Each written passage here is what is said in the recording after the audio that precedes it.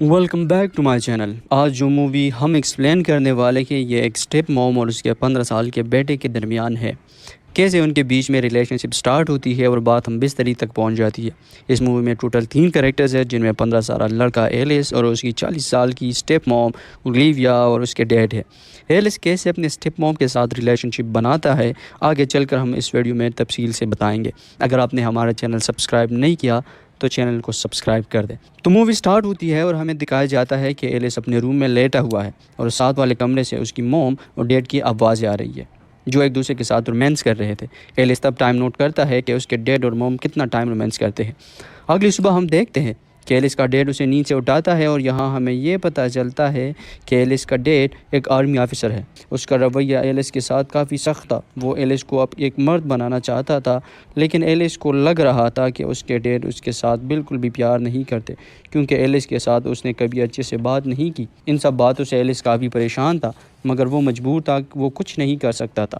یہ سب باتیں اس کی اسٹیپ موم بھی نوٹ کر رہی تھی اور اسے کافی برا لگتا تھا، مگر وہ ایلس کے ڈیڈ کو کچھ بھی نہیں بول سکتی تھی، کیونکہ وہ خود بھی اس سے اتنا ڈرتی تھی جتنا ایلس ڈرتا تھا۔ اگلے سین میں سارے بیٹھے ہوئے بریک فاسٹ کر رہے تھے اور ایلس کا ڈیڈ ایک بار پھر ایلس کو کافی ڈانٹتا ہے، کیونکہ اسے ایلس پسند نہیں، وہ کافی زیادہ لیزی ہے۔ اس کے ڈیڈ اسے ایک سخت انسان بنانا چاہتا ہے۔ تبھی اس کی موم اسے کہتی ہے کہ بس کرو، یہ صرف 15 سال کا لڑکا ہے، ابھی تو یہ چھوٹا بچہ ہے، دھیرے دھیرے یہ سب کچھ سیکھ جائے گا۔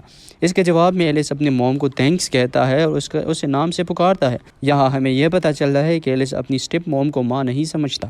اگلے سین میں ایلس کا ڈیڈ کچھ دنوں کے لیے ڈیوٹی پر جا رہے تھے۔ وہ ایلس کو سمجھاتا ہے کہ اپنی موم سے عزت سے بات کرو، اسے نام سے مت پکارا کرو، لیکن ایلس پر غصہ ہو جاتا ہے اور اپنے ڈیڈ کو کہتا ہے کہ یہ میری موم نہیں ہے اور آپ کا جو رویہ میرے ساتھ ہے یہ ٹھیک نہیں ہے۔ اس پر ایلس کے ڈیڈ کو غصہ آ جاتا ہے اور وہ ایلس کو گلے سے پکڑتا ہے، اسے کہتا ہے کہ تمہیں اپنی موم کی عزت کرنی ہوگی، اور وہاں سے چلا جاتا ہے۔ مگر جاتے ہوئے وہ اپنی وائف سے کہتا ہے کہ تم جو بھی کرو اس لڑکے کو ایک مرد بناؤ۔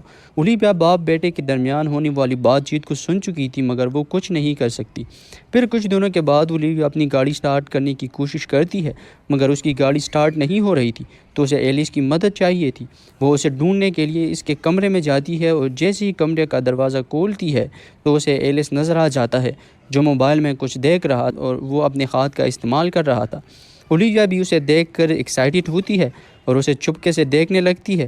تبھی ایلس کو اولیویا نظر آ جاتی ہے اور وہ گھبرا جاتا ہے اور وہ اولیویا سے پوچھتا ہے کہ کوئی کام تھا کیا۔ تب وہ سمجھ جاتی ہے کہ ایلس نے اسے دیکھ لیا ہے۔ پھر وہ کہتی ہے کہ میری گاڑی سٹارٹ نہیں ہو رہی، مجھے تمہاری ہیلپ چاہیے۔ ایلس کہتا ہے کہ تم چلو، میں آتا ہوں۔ پھر ہم دیکھتے ہیں کہ ایلس گاڑی کو ٹھیک کر رہا تھا اور اولیویا اسے کچھ عجیب نظر سے دیکھ رہی تھی۔ وہ ایلس کو پسند کرنے لگی تھی۔ وہ کہتی ہے کہ مجھے برا فیل ہوتا ہے جب تمہارے ڈیڈ تمہارے ساتھ ایسا کرتے ہیں، ان کی طرف سے میں تم سے سوری کرتی ہوں۔ مگر ایلس کے لیے ان سب باتوں کا کوئی مطلب نہیں تھا، کیونکہ وہ اولیویا کو اپنی ماں نہیں سمجھتا تھا۔ پھر رات ہو جاتی ہے اور ہم دیکھتے ہیں کہ اولیویا ایلس کے ڈیڈ کو کال پر بتا رہی تھی کہ گاڑی خراب ہو گئی ہے اور سٹارٹ نہیں ہو رہی۔ ایلس بھی گاڑی کو ٹھیک نہیں کر پا رہا۔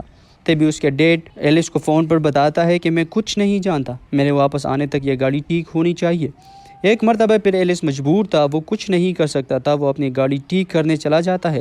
جب وہ گاڑی ٹھیک کر رہا تھا تب اولیویا اس کے پاس آ جاتی ہے، تو ایلس اسے کہتا ہے کہ میں یہ ٹھیک نہیں کر سکتا۔ تو اولیویا اس کا ہاتھ پکڑ کر کہتی ہے کہ نہیں، تم یہ ٹھیک کر سکتے ہو، اور اسے دلاسا دیتی ہے اگر تم سچے دل سے اسے بنانے کی کوشش کرو تو تم یہ ٹھیک کر سکتے ہو، اور تمہارے ڈیڈ جو تمہیں بنانے کی کوشش کر رہا ہے وہ بھی بن سکتے ہو۔ اولیویا اسے موٹیویٹ کر رہی تھی۔ یہ پہلی بار تھا جب ایلس کے دل میں اولیویا کے لیے پیار آتا ہے۔ تب اولیویا وہاں سے جانے لگتی ہے اور اس کے پیر میں چوٹ لگ جاتی ہے۔ ایلس اس کی مدد کرتا ہے اور اس کی پاؤں کی مالش کرتا ہے۔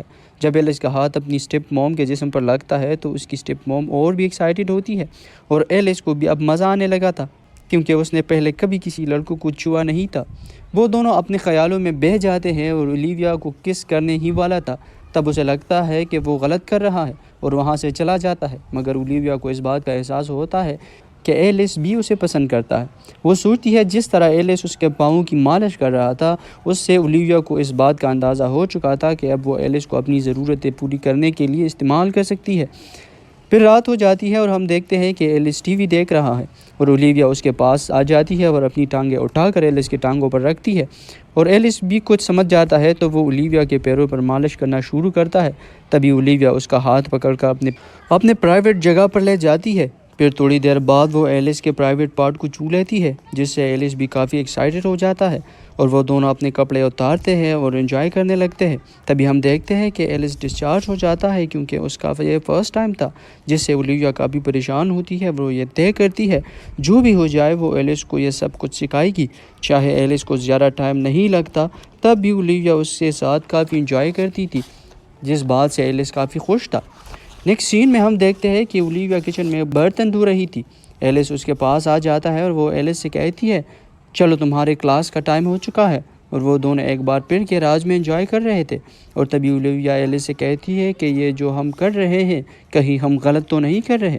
ایلس کہتا ہے کہ کوئی بات نہیں، میں کسی کو کچھ نہیں بتاؤں گا، اور وہ دونوں ایک بار پھر انجوائے کرنے لگتے ہیں۔ اب ایلس بہت زیادہ خوش تھا کیونکہ وہ آج کل بہت انجوائے کر رہا تھا، اور اگر اولیویا کی بات کرے وہ بھی کافی خوش تھی کیونکہ وہ ایک جوان لڑکے کے ساتھ انجوائے کر رہی تھی۔ دھیرے دھیرے ایلس کی ٹائمنگ بھی بڑھ گئی تھی، وہ اس ٹائم کو نوٹ بھی کر رہا تھا۔ وہ دونوں بہت زیادہ خوش تھے، ہر رات وہ دونوں انجوائے کرتے اور ایک دوسرے سے مزے لیتے، مگر ایلس کی یہ خوشی اس ٹائم ختم ہو جاتی ہے جب وہ اولیویا کے لیے پول لایا تھا اور وہ اپنے گھر میں اپنے ڈیڈ کو دیکھتا ہے جو اولیویا کے ساتھ انجوائے کر رہا تھا، اور کمرے سے باہر آواز آ رہی تھی، اور اس کے ساتھ ایلس اپنے پرانی زندگی میں واپس چلا جاتا ہے۔ نیکسٹ سین میں ہم دیکھتے ہیں کہ اولیویا کچن میں کام کر رہی تھی، تب ایلس اس کے پیچھے آ کر اسے ہاتھ لگاتا ہے۔ اولیویا اسے کہتی ہے کہ نہ کرو بیٹا، ہمیں اب ایسا کچھ نہیں کرنا چاہیے، لیکن ایلس کو لت لگ گئی تھی، وہ اس کے ساتھ زبردستی کرنے لگتا ہے۔ تبھی اولیویا اسے ایک مکہ مارتی ہے جس سے اس کی ناک میں سے خون نکل جاتا ہے۔ تبھی ایلس کے ڈیڈ وہاں آ جاتے ہیں، وہ پوچھتے ہیں کہ تم دونوں کے بیچ میں کیا ہو رہا ہے۔ تب اولیویا اسے جھوٹ کہتی ہے اور بتاتی ہے کہ ایلس نیچے گر گیا تھا جس سے اس کی چوٹ لگ گئی ہے اور اس کے ناک سے خون بہہ رہا ہے۔